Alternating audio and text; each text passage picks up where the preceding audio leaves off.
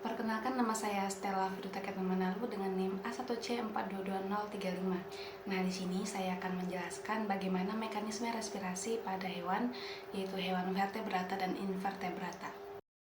Sebelum masuk ke mekanisme respirasi pada hewan, nah di sini saya akan menjelaskan apa sih itu respirasi.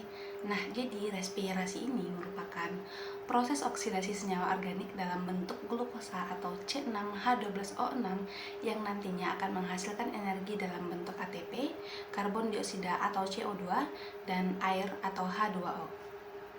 Bagaimana reaksi dari respirasi? Nah, jadi respirasi ini dapat berlangsung dengan dua cara. Yang pertama yaitu dengan respirasi aerob, dan yang kedua yaitu respirasi anaerob. Nah, perbedaan respirasi aerob dan respirasi anaerob ini yaitu pada respirasi aerob dia itu menggunakan oksigen atau O2, sedangkan pada respirasi anaerob dia itu tidak menggunakan oksigen atau O2. Nah, jadi respirasi aerob ini akan menggunakan bahan yaitu glukosa atau C6H12O6 dan oksigen yang nantinya akan menghasilkan ATP, 6CO2 dan 6H2O. Nah, jadi respirasi anaerob ini terjadi pada kondisi khusus, yaitu ketika tubuh kekurangan oksigen, sehingga prosesnya itu tidak menggunakan oksigen. Nah, jadi respirasi anaerob ini terbagi menjadi dua, yaitu fermentasi alkohol dan fermentasi asam laktat. Nah, perbedaannya itu hanya pada hasilnya. Sama-sama menggunakan bahan glukosa atau C6H12O6, namun perbedaannya itu pada hasil akhirnya, di mana fermentasi alkohol ini akan menghasilkan alkohol dan fermentasi asam laktat akan menghasilkan asam laktat. Nah, jadi di sini saya akan menjelaskan mekanisme respirasi pada hewan vertebrata dan invertebrata. Yang pertama yaitu pisces. Saya mengambil contohnya yaitu ikan mas. Nah, ikan mas bernapas menggunakan insang yang berbentuk lembaran-lembaran tipis yang berwarna merah muda dan selalu dalam kondisi lembab. Nah, pada insang ini terdapat filamen yang terdapat juga pembuluh darah yang memiliki banyak kapiler, sehingga menyebabkan O2 itu dapat berdifusi masuk dan CO2 dapat berdifusi keluar. Insang merupakan organ respirasi utama pada ikan yang bekerja dengan mekanisme difusi permukaan dari gas-gas respirasi atau oksigen dan karbon dioksida antara darah dan air. Oksigen yang terlarut di dalam air akan diabsorpsi ke dalam kapiler-kapiler insang dan difiksasi oleh hemoglobin untuk selanjutnya didistribusikan ke seluruh tubuh. Karbon dioksida kemudian dikeluarkan dari sel dan jaringan untuk dilepaskan ke air di sekitar insang. Nah, jadi ikan itu memerlukan oksigen dalam proses metabolisme tubuhnya, dan ikan mengeluarkan gas CO2 sebagai sisa metabolisme dalam sel. Nah, proses respirasi tersebut terjadi melalui insang yang merupakan alat pernapasan utama pada ikan. Nah, jadi respirasi pada ikan ini terdapat dua fase. Yang pertama yaitu fase inspirasi ikan.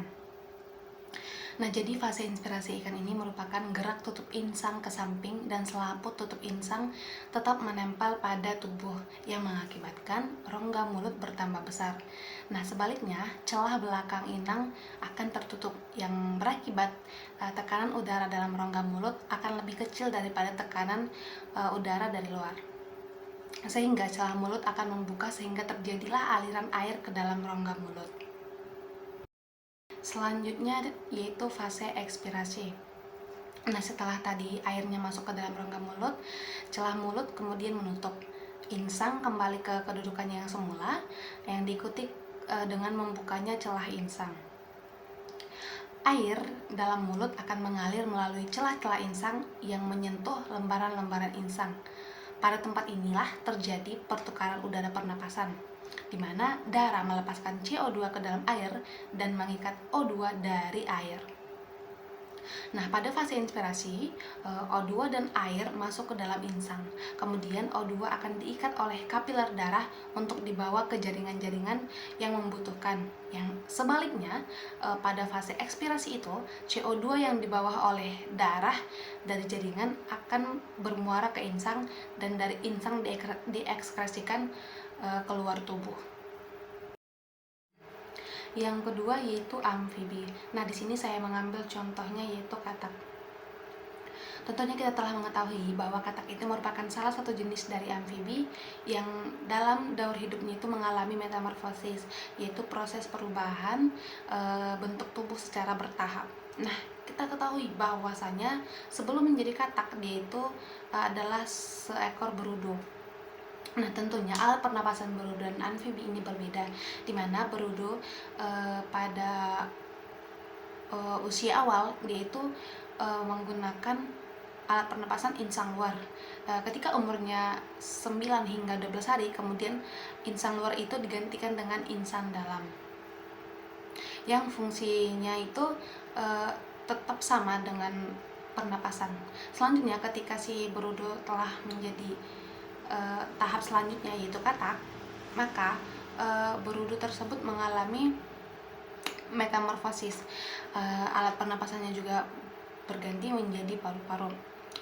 Alat pernapasan katak ini terdiri atas 3. Yang pertama yaitu rongga mulut, kulit, dan paru-paru. Pada katak, oksigen dapat berdifusi dalam rongga mulut melalui selaput rongga mulut. Selaput rongga mulut ini dapat berfungsi sebagai alat pernapasan karena dia itu tipis dan terdapat pembuluh-pembuluh kapiler yang bermuara pada rongga mulut. Nah, pada saat terjadi gerakan pada rongga mulut dan faring, maka lubang hidung akan terbuka dan glotis tertutup, sehingga udara berada di rongga mulut dan berdifusi masuk melalui selaput rongga mulut yang tipis. Nah, bagaimana dengan pernapasan pada kulit? Pernapasan dengan kulit itu dilakukan secara difusi. Hal ini karena kulit katak itu yang tipis, selalu lembab dan banyak mengandung pembuluh kapiler darah. Pernapasan menggunakan kulit ini berlangsung efektif baik di daratan maupun di air. Jadi dia itu dapat melakukan pernapasan menggunakan kulit baik di darat maupun di air. Nah, oksigen yang masuk melalui kulit ini akan diangkat melalui pembuluh vena kulit paru-paru yang akan menuju ke jantung untuk diedarkan ke seluruh tubuh. Sebaliknya, CO2 dari jaringan akan dibawa ke jantung. Dari jantung kemudian dipompa ke kulit dan paru-paru melalui arteri kulit paru-paru. Dengan demikian, pertukaran oksigen dan karbon dioksida terjadi di kulit. Nah, bagaimana dengan pernapasan menggunakan paru-paru? Paru-paru katak berupa sepasang kantong tipis yang elastis, sehingga udara pernapasan dapat berdifusi dan dinding paru-parunya dikelilingi kapiler darah dan juga lipatan. Akibat lipatan-lipatan tersebutlah permukaan paru-paru menjadi lebih luas. Hal ini mengoptimalkan pengikatan oksigen yang dilakukan oleh pembuluh darah banyak terdapat di permukaan dinding paru-paru. Yang ketiga yaitu reptilia. Nah, paru-paru reptilia berada dalam rongga dada dan dilindungi oleh tulang rusuk. Paru-paru reptilia lebih sederhana, hanya terdapat beberapa lipatan dinding yang berfungsi untuk memperbesar pertukaran gas. Nah, bagaimana mekanisme pernapasan pada reptilia? Yaitu terdapat 2 fase. Yang pertama yaitu fase inspirasi, di mana saat tulang rusuk mengembang, maka volume rongga dada akan meningkat. Selanjutnya, udara akan masuk ke dalam paru-paru. Bagaimana proses masuknya? Yaitu gas O2 dalam udara masuk melalui hidung, kemudian masuk ke rongga mulut, anak tekak, dan menuju trakea yang panjang. Kemudian masuk ke bronkiolus dalam paru-paru. Nah, dari paru-paru ini oksigen diangkut oleh darah menuju ke seluruh jaringan tubuh. Selanjutnya yaitu fase ekspirasi. Nah, fase ekspirasi ini akan terjadi jika tulang rusuk itu merapat, sehingga karbon dioksida dan uap air keluar dari paru-paru. Nah, bagaimana proses keluarnya karbon dioksida? Yaitu dari jaringan tubuh gas CO2 akan diangkut darah menuju jantung, kemudian menuju paru-paru yang akan dikeluarkan, kemudian menuju bronkiolus, trakea yang panjang, anak teka, rongga mulut, dan terakhir akan melalui lubang hidung. Yang keempat yaitu aphes. Alat pernapasan pada aphes yaitu paru-paru. Nah, jadi susunan alat pernapasan pada aphes ini, yang pertama yaitu terdapat lubang hidung. Yang kedua, celah tekak pada dasar faring yang berhubungan dengan trakea. Yang ketiga, terdapat trakea yang berupa pipa dengan penebalan tulang rawan yang berbentuk cincin yang tersusun di sepanjang trakea. Yang kelima, ada alat suara. Nah, alat suara ini terletak di bagian bawah trakea. Nah, di dalam siringnya terdapat otot yang menghubungkan tulang dada dan trakea yang akan berfungsi untuk menimbulkan suara. Selanjutnya yaitu ada bifurkasi trakea, yang merupakan percabangan trakea yang menjadi dua, yaitu bronkus kanan dan kiri. Selanjutnya terdapat bronkus, yaitu cabang trakea yang terletak di antara siring dan paru-paru. Selanjutnya yaitu paru-paru dengan selaput pembungkus paru-paru yang disebut pleura. Nah, pada burung, tempat berdifusinya gas pernapasan hanya terjadi di paru-paru. Paru-paru burung akan berjumlah sepasang dan terletak dalam rongga dada yang dilindungi oleh tulang rusuk. Pada waktu burung tidak terbang, pernapasan terjadi karena gerakan tulang dada, sehingga tulang-tulang rusuk itu akan bergerak ke muka dan ke arah bawah. Yang kelima yaitu mamalia. Nah, jadi sistem pernapasan mamalia ini terdiri atas 4, yaitu rongga hidung, pangkal tenggorokan atau yang disebut juga dengan laring, batang tenggorokan, dan paru-paru. Nah, jadi mekanisme pernapasan pada mamalia ini meliputi 2 proses, yaitu menarik napas dan mengeluarkan napas. Nah, jadi menarik napas ini disebut juga dengan inspirasi dan mengeluarkan napas ini disebut dengan ekspirasi. Bagaimana waktu menarik napasnya? Nah, jadi waktu ketika menarik napas, otot diafragma akan berkontraksi. Semula kedudukan diafragma melengkung ke atas, sekarang menjadi lurus sehingga rongga dadanya menjadi mengembang. Akibat mengembangnya rongga dada, maka tekanan dalam rongga dada menjadi berkurang, sehingga udara dari luar masuk melalui hidung, yang selanjutnya melalui saluran pernapasan, yang pada akhirnya udara masuk ke dalam paru-paru sehingga paru-paru mengembang. Bagaimana dengan pengeluarannya?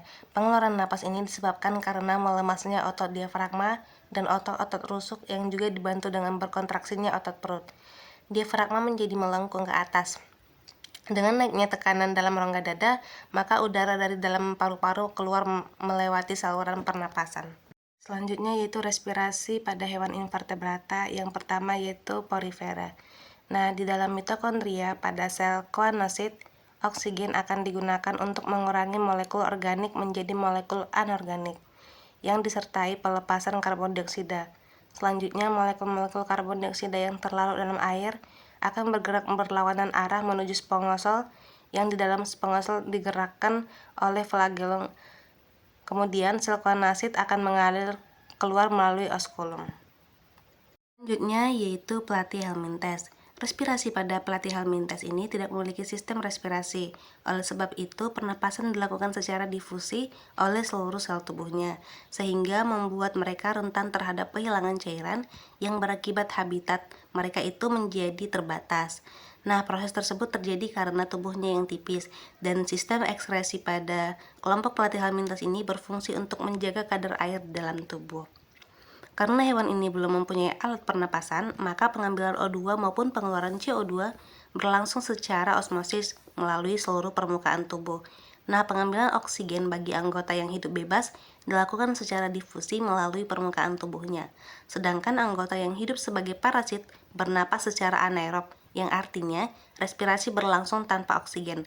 Hal ini karena platyhelminthes yang parasit hidup di dalam lingkungan yang kekurangan oksigen. Selanjutnya yaitu Nemathelminthes. Nah, Nemathelminthes ini tidak memiliki alat respirasi. Respirasi dilakukan secara anaerob, sehingga energi itu diperoleh dengan cara mengubah glikogen menjadi CO2 dan asam lemak yang diekskresikan melalui kutikula.